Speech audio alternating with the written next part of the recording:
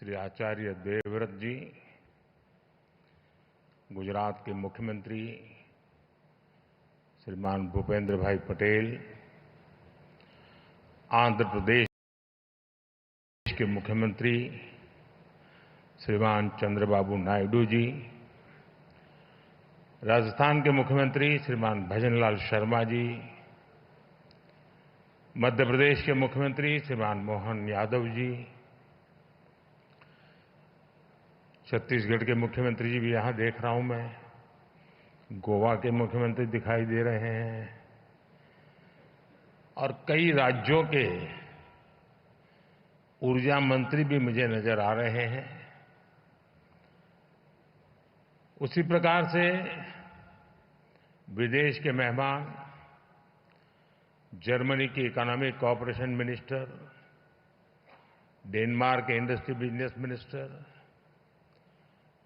मंत्रिमंडल के मेरे साथी प्रहलाद जोशी, श्रीपद नाइक जी और दुनिया के कई देशों से आए हुए सभी डेलीगेट्स, देवी और सज्जनों, दुनिया के अनेक देशों से पधारे हुए सभी साथियों का वेलकम करता हूं, उनका अभिनंदन करता हूं। ये री इन्वेस्ट कॉन्फ्रेंस का 4th एडिशन है। मुझे पूरा विश्वास है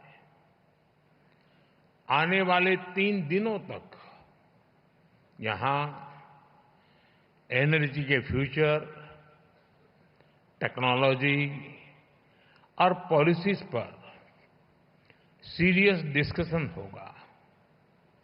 यहां हमारे सीनियर मोस्ट सारे चीफ मिनिस्टर्स भी हमारे बीच हैं। उनका अपना भी इस क्षेत्र में बहुत अनुभव है। इन चर्चाओं में हमें उनका भी मूल्यवान मार्गदर्शन मिलने वाला है। इस कॉन्फ्रेंस से हम जो एक दूसरे से सीखेंगे वो पूरी ह्यूमैनिटी की भलाई के काम आएगा। मेरी शुभकामनाएं आप सबके साथ हैं। फ्रेंड्स, आप सभी जानते हैं कि भारत की जनता ने 60 साल बाद लगातार किसी सरकार को 3rd टर्म दिया है।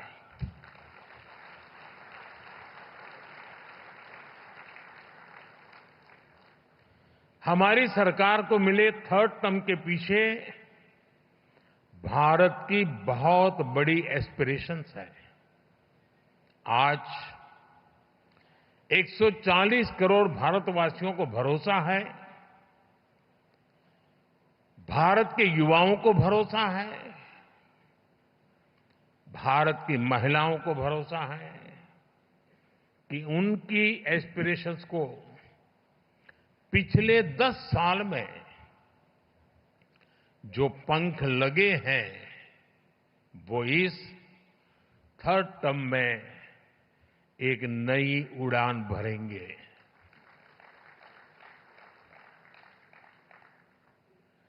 देश के गरीब, दलित, पीड़ित, शोषित, वंचित को भरोसा है कि हमारा 3rd टर्म उसके गरिमापूर्ण जीवन जीने की गारंटी बनेगा।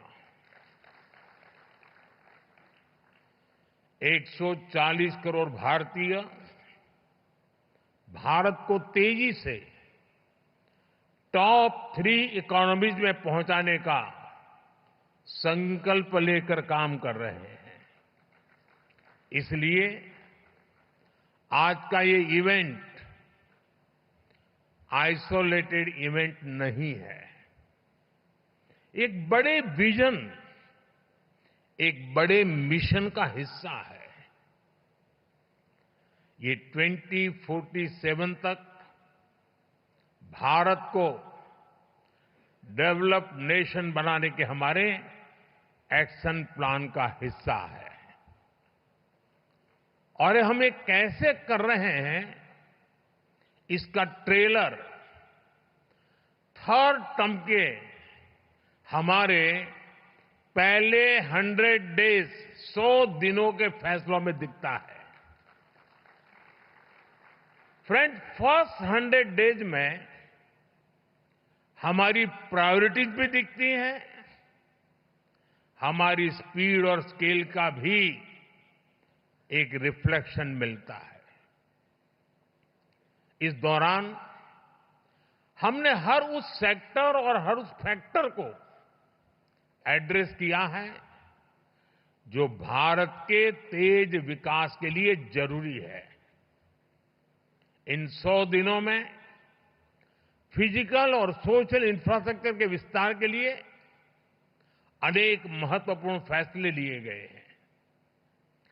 हमारे विदेशी अतिथियों को ये जानकर हैरानी होगी कि भारत में हम 700 मिलियन यानी 7 करोड़ घर बना रहे हैं।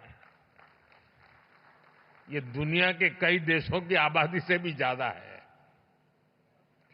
सरकार के पिछले 2 टर्म में हमने इसमें से 400 मिलियन यानी 4 करोड़ घर बना चुके हैं और तीसरे टर्म में हमारी सरकार ने 300 मिलियन यानी 3 करोड़ नए घर बनाने का काम शुरू भी कर दिया है। बीते 100 दिनों में भारत में 12 नए इंडस्ट्रियल सिटीज बनाने का फैसला किया गया है। बीते 100 दिनों में 8 high speed road corridor projects approve किए गए हैं। बीते 100 दिनों में 15 से ज्यादा नई made in India semi high speed Vande Bharat train launch की गई है।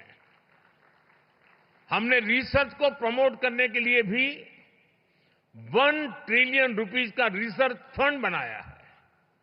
हमने इलेक्ट्रिक मोबिलिटी को बढ़ावा देने के लिए भी अनेक इनिशिएटिव्स अनाउंस किए हैं।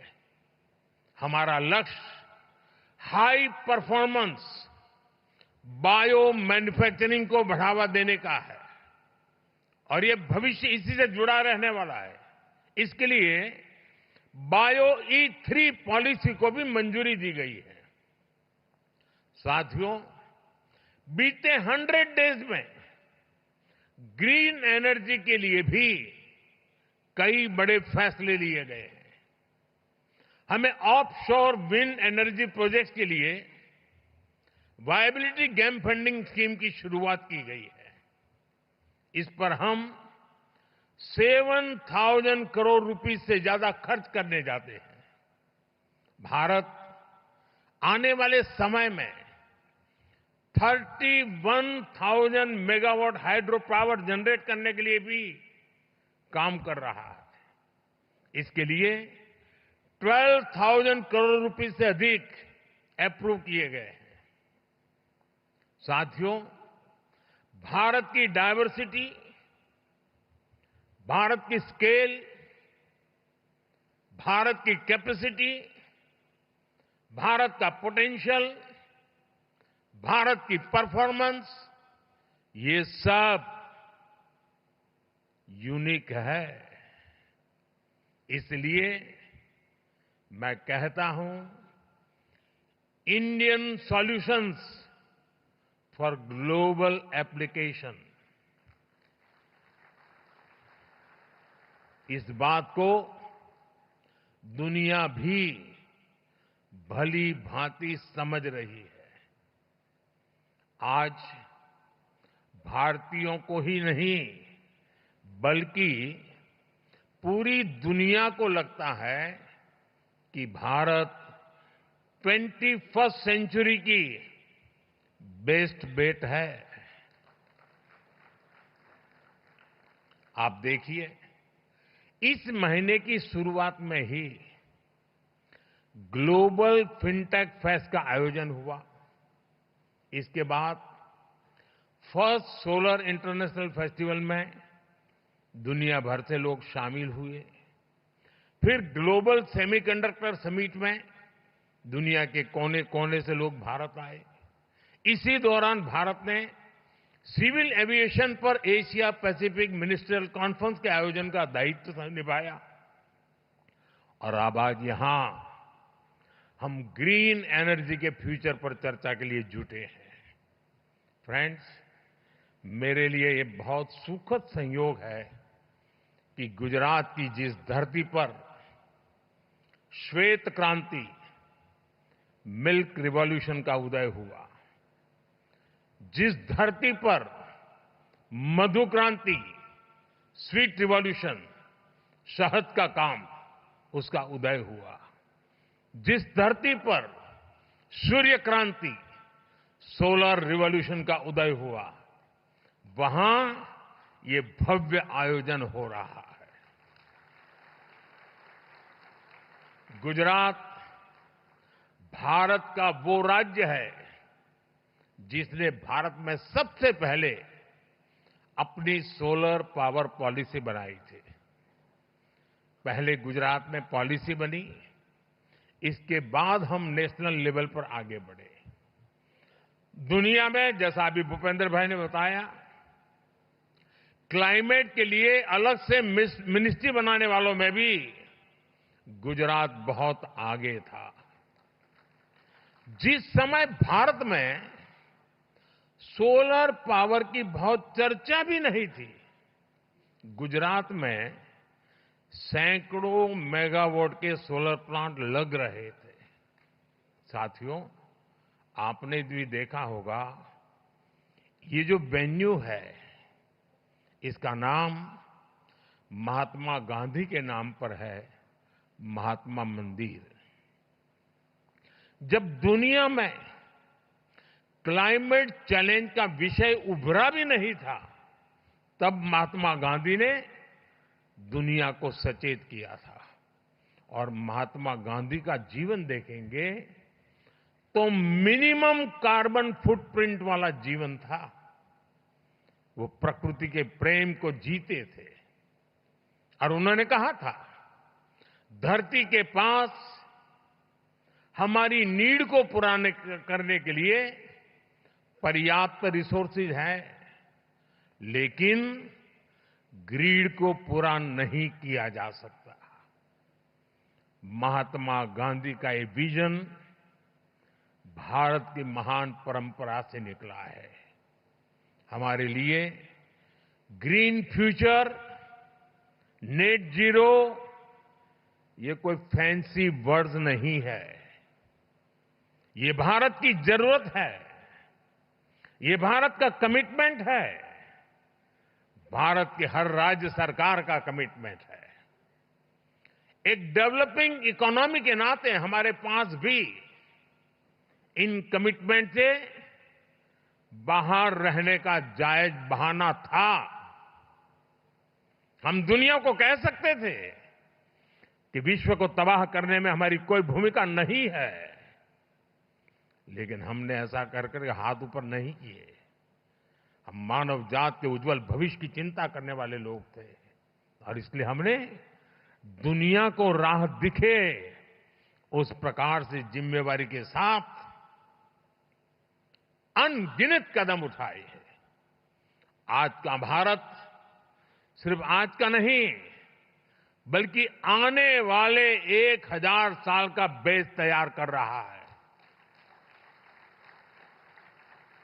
हमारा मकसद सिर्फ टॉप पर पहुंचना ही नहीं है, हमारी तैयारी टॉप पर सस्टेन करने की है। भारत इस बात को भली भांति जानता है। हमारी एनर्जी नीड्स क्या है, भारत जानता है। 2047 तक डेवलप्ड नेशन बनाने के लिए हमारी रिक्वायरमेंट्स क्या है, और हम ये भी जानते हैं कि हमारे पास अपने ऑयल और गैस के भंडार नहीं है। हम एनर्जी इंडिपेंडेंट नहीं है और इसलिए हमने solar power, wind power, nuclear और हाइड्रो पावर के दम पर अपने फ्यूचर को बिल्ड करने का फैसला लिया है।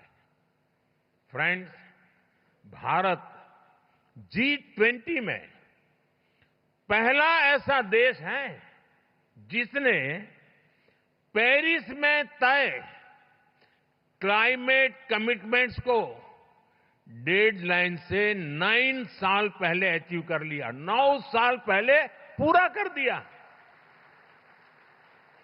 और G20 देशों के समूह में हम अकेले हैं जिसने करके दिखाया है। जो डेवलप नेशन नहीं कर पाए, वो एक डेवलपिंग नेशन ने दुनिया को करके दिखाया है। अब 2030 तक 500 गीगावाट रिन्यूएबल एनर्जी के टारगेट को अचीव करने के लिए हम एक साथ कई स्तर पर काम कर रहे हैं। हम ग्रीन ट्रांजिशन को पीपल्स मूवमेंट बना रहे हैं। आप सभी को, अभी आपने वीडियो भी देखा, हमारी पीएम सूर्यघर मुफ्त बिजली स्कीम को स्टडी करना चाहिए। ये रूफटॉप सोलर की एक यूनिक स्कीम है। इसके तहत हम रूफटॉप सोलर सेटअप के लिए हर फैमिली को फंड कर रहे हैं, इंस्टॉलेशन में मदद कर रहे हैं। इस एक योजना से भारत का हर घर एक पावर प्रोड्यूसर बनने जा रहा है। अब तक 13 मिलियन यानी 1,30,00,000 से ज्यादा फैमिलीज इसमें रजिस्टर कर चुकी हैं। अभी तक 3.25 लाख घरों में इस योजना के तहत इंस्टॉलेशन का काम पूरा भी हो चुका है। साथियों, पीएम सूर्यघर मुफ्त बिजली योजना के जो रिजल्ट आने शुरू हुए हैं, ये रिजल्ट अपने आप अद्भुत है। एक छोटा परिवार जिसकी महीने में 250 यूनिट बिजली की खपत है और जो 100 यूनिट बिजली पैदा करके ग्रिड में बेच रहा है, उसे साल में करीब करीब 25,000 रुपए की कुल बचत होगी। यानी लोगों का जो बिजली बिल बचेगा और जो वो कमाएंगे, उससे उनको करीब 25,000 रुपए का फायदा होगा। अगर इस पैसे को वो पीपीए में डालते हैं, पीपीएफ में डाल देते हैं, और घर में मानो बेटी का जन्म हुआ है, 1 साल की बेटी है, तो 20 साल बाद 10-12 लाख रुपए से ज्यादा उनके पास होंगे। आप कल्पना कर सकते हैं? बच्चों की पढ़ाई लिखाई से लेकर शादी ब्याह तक ये पैसा बहुत काम आएगा। साथियों, इस स्कीम से 2 और बड़े लाभ हैं। ये स्कीम इलेक्ट्रिसिटी के साथ साथ एम्प्लॉयमेंट जनरेशन और एनवायरमेंट प्रोटेक्शन का भी माध्यम बन रही है। ग्रीन जॉब बहुत तेजी से बढ़ने वाले हैं। हजारों वेंडर्स की जरूरत पड़ेगी। लाखों लोग इसको इंस्टॉल करने के लिए लगेंगे। इस योजना से करीब 2 मिलियन यानी 20 लाख रोजगार पैदा होंगे। पीएम सूर्यघर स्कीम के तहत 3 लाख नौजवानों को स्किल्ड मैन पावर के तौर पर तैयार करने का लक्ष्य है। इनमें से 1 लाख नौजवान तो सोलर पीवी टेक्नीशियंस भी होंगे।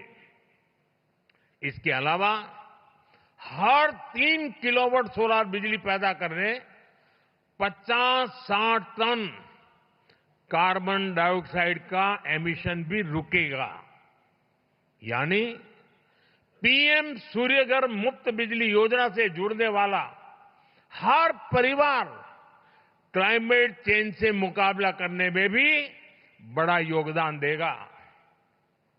साथियों, जब 21वीं सदी का इतिहास लिखा जाएगा तो उसमें भारत की सोलर क्रांति का चैप्टर, सोलर रिवॉल्यूशन का चैप्टर सुनहरे अक्षरों में लिखा जाएगा। साथियों, जो विदेश के मेहमान आए हैं, मैं उनको कहूंगा, यहां से 100 किलोमीटर की दूरी पर ही एक बहुत खास गांव है, मोढेरा। वहां सैकड़ों साल पुराना सन टेम्पल है और ये गांव भारत का पहला सोलर विलेज भी है। यानी इस गांव की सारी जरूरतें सोलर पावर से पूरी होती है। आज देश भर में ऐसे अनेक गांवों को सोलर विलेज बनाने का अभियान चल रहा है। साथियों, मैं अभी यहां जो एग्जीबिशन लगा है वो देखने गया था और आप सबसे मेरा आग्रह है, एग्जीबिशन जरूर देखिए। आप सभी अयोध्या के बारे में तो भरपूर जानते हैं। अयोध्या नगरी भगवान राम की जन्मस्थली है और भगवान राम तो सूर्यवंशी थे।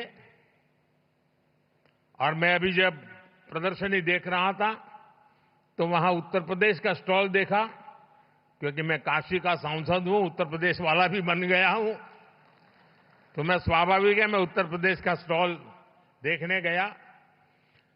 और मेरी जो इच्छा थी, आज मुझे रिपोर्ट कर रहे थे कि वो मेरी इच्छा उन्होंने पूरी कर दी है। भगवान राम का भव्य मंदिर तो बना है, लेकिन मैं दुनिया को बताना चाहता हूं, अब उस अयोध्या जो सूर्यवंशी भगवान राम की जन्मभूमि है, वो पूरा अयोध्या मॉडल सोलर सिटी बनाने का लक्ष्य लेकर चल रहा है। करीब करीब काम पूरा होने आया है। हमारा प्रयास है कि अयोध्या का हर घर, हर कार्यालय, हर सेवा सौर शक्ति से चले, सोलर एनर्जी से चले। और मुझे खुशी है कि अब तक हम अयोध्या के अनेकों सुविधाओं और घरों को सोलर एनर्जी से जोड़ चुके हैं। अयोध्या में बड़ी संख्या में सोलर स्ट्रीट लाइट्स, सोलर चौराहे, solar boards, solar water ATM और सोलर बिल्डिंग देखी जा सकती है। हमने भारत में ऐसे 17 शहरों की पहचान की है, जिसे हम इसी प्रकार सोलर सिटी के तौर पर विकसित करना चाहते हैं। हम अपने एग्रीकल्चर फील्ड्स को, हमारे खेतों को भी, हमारे किसानों को आत्मनिर्भर बनाने के लिए सोलर पावर जनरेशन का माध्यम बना रहे हैं।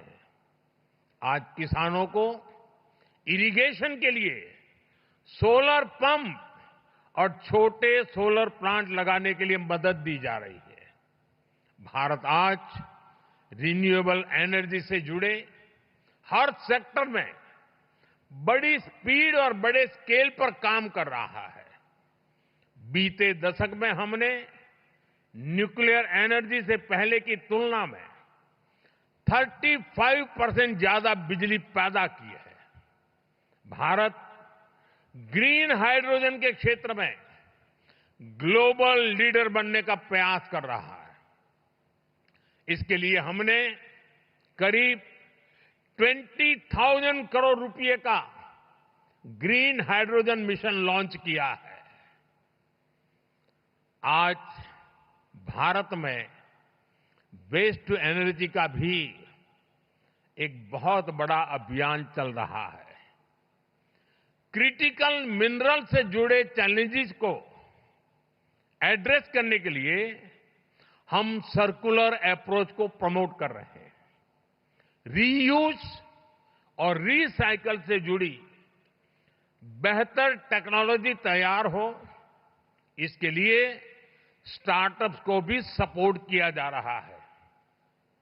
साथियों, प्रो प्लेनेट पीपल का सिद्धांत हमारा कमिटमेंट है।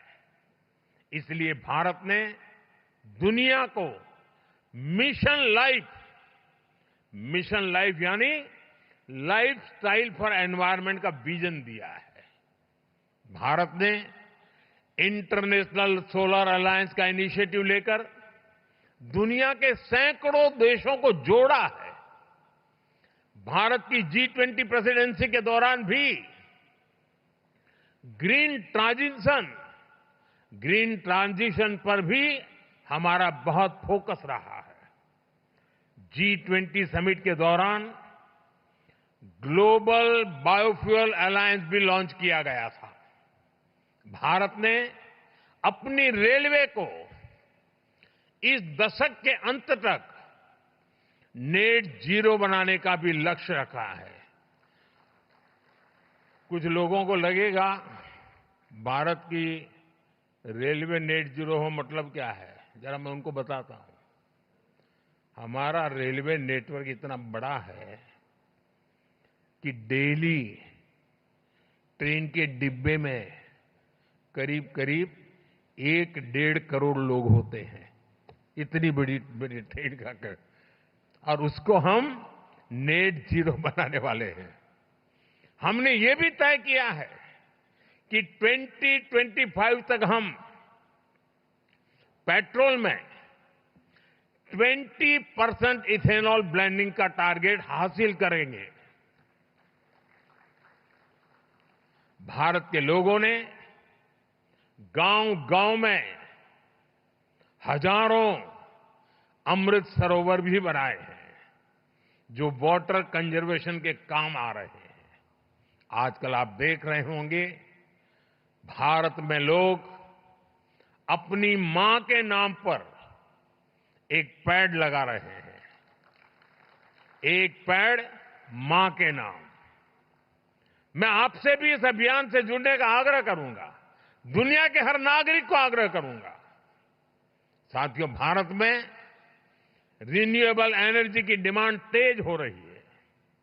सरकार भी इस डिमांड को मीट करने के लिए नई पॉलिसीज बना रही है, हर तरह से सपोर्ट दे रही है।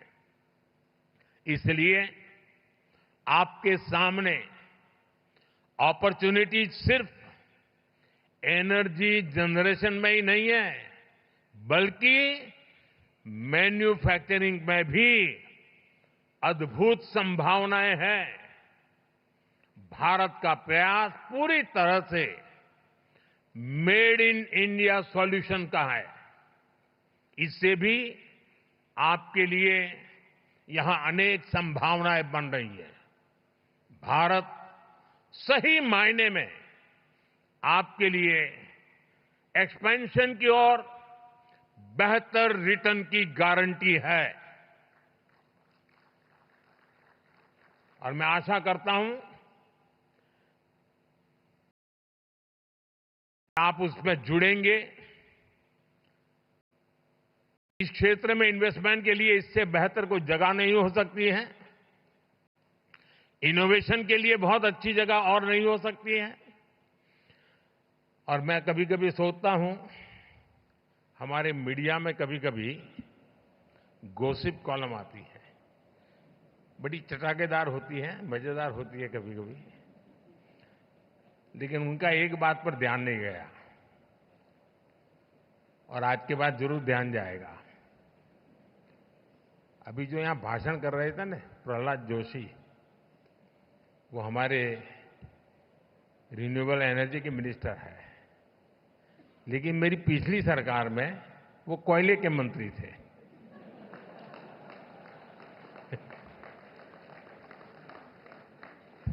तो देखिए, मेरा मंत्री भी कोयले से रिन्यूएबल एनर्जी की तरफ चला गया।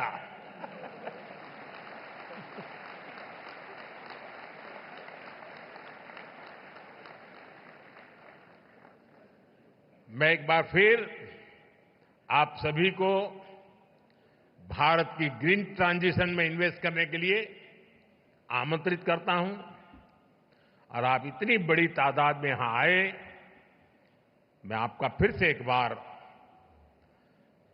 इस धरती में मैं पैदा हुआ, गुजरात ने मुझे बहुत कुछ सिखाया, तो मेरा भी मन करता है कि गुजरात के मुख्यमंत्री के साथ साथ मैं भी आप सबके स्वागत में अपनी भावनाओं को व्यक्त करते हुए, आप सबका धन्यवाद करते हुए, सभी राज्यों की भागीदारी के लिए मैं सभी राज्य सरकारों का भी आभार व्यक्त करता हूं। जिन मुख्यमंत्री यहां पधारे हैं उनका भी मैं विशेष रूप से आभार व्यक्त करता हूं और मैं पूरे विश्वास से कहता हूं कि ये हमारी समिट, इस समिट में होने वाला संवाद, ये हम सबको जोड़ेगा भी और हमें अपनी भावी पीढ़ी के उज्जवल भविष्य के लिए जोड़ेगा। मुझे याद है एक बार राष्ट्रपति ओबामा यहां पर टूर, भारत में उनका प्रवास था, बायोलेटरल विजिट के लिए आए थे, तो हमारी प्रेस कॉन्फ्रेंस थी दिल्ली में। तो किसी पत्रकार महोदय ने पूछा, क्योंकि उस समय चल रहा था, लोग भांति भांति के सारे आंकड़े घोषित करते रहते, ये करेंगे वो करेंगे, तो उन्होंने मुझे पूछा कि दुनिया में भांति भांति के देश बड़े बड़े टारगेट तय कर रहे हैं, क्या इसका दबाव है क्या आपके मन पर? और मैंने उस दिन जवाब दिया था मीडिया को, ये मोदी है,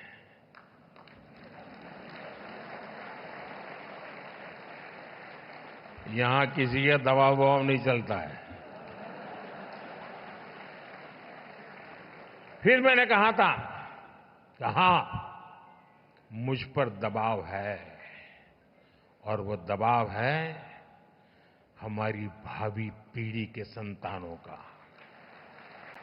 उनके सब जो जन्मे भी नहीं है लेकिन उनके उज्जवल भविष्य की चिंता मुझे सताती रही है और इसलिए आने वाली पीढ़ियों के कल्याण के लिए काम मैं कर रहा हूं। और आज भी ये समिट हमारे बाद दूसरी, तीसरी, चौथी पीढ़ी के उज्जवल भविष्य की गारंटी बनने वाली है। उतना बड़ा काम करने के लिए आप यहां आए हैं, महात्मा गांधी के नाम पर बने इस महात्मा मंदिर में आए हैं।